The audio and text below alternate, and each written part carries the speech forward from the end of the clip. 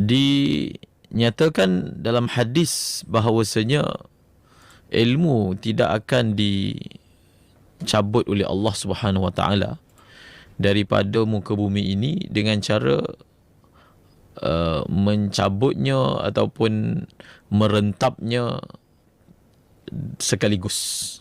Bukan dengan cara seperti itu. Bagaimana caranya? Caranya adalah dengan mematikan ulama. Allah. Inna Allah la yaqbidul ilma intiza'an yantazi'uhu walakin biqabdil ulama.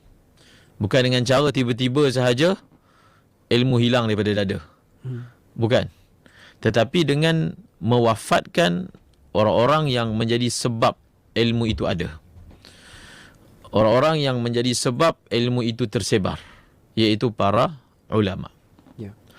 Hakikatnya tonggak kepada alam ini ataupun tonggak kepada dunia ini adalah orang-orang yang berilmu, bukan orang-orang yang berharta. Walaupun kita melihat daripada segi tafsiran fizikal dan materialnya, seolah-olahnya dunia ini bergerak dengan material. Dunia ini bergerak dengan fizikal. Hakikatnya dunia ini bergerak dengan iman dan amal. Ya. Dengan wujudnya orang-orang yang beragama. Itu yang disebut dalam hadis. Tidak akan berlaku hari kiamat selagi mana masih ada lagi orang yang mengucapkan Allah, Allah. Kalau selepas itu, maknanya orang yang mengucapkan Allah, Allah pun tidak ada, maka dunia akan kiamat.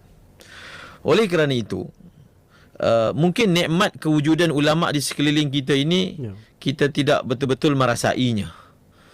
Tidak betul-betul menghayatinya. Namun ia akan dirasai dan dihayati apabila kita kehilangan ulama tersebut.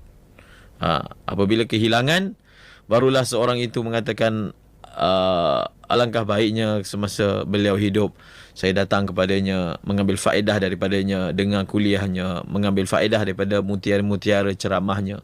Kerana itulah hakikat dia. Kerana roh kita, kehidupan kita hakikatnya tak boleh dibina dengan harta.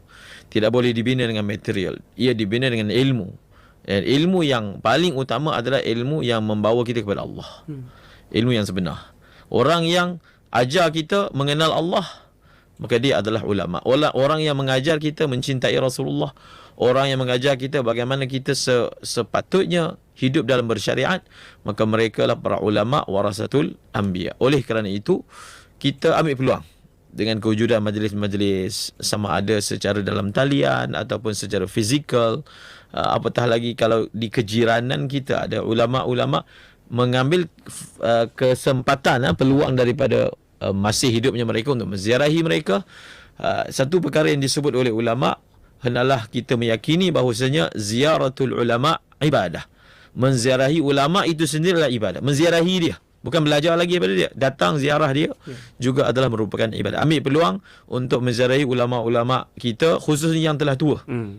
Yang telah tua, yang hanya menunggu di penghujung usianya, kita ambil peluang untuk menziarahi mereka dan mengajar anak-anak kita, zuriat keturunan kita untuk mencintai ulama, untuk mengenal ulama, supaya jiwa mereka itu akhirnya disuburkan dengan mencintai ilmu agama. Wallahu a'lam. Amin, amin, insya-Allah.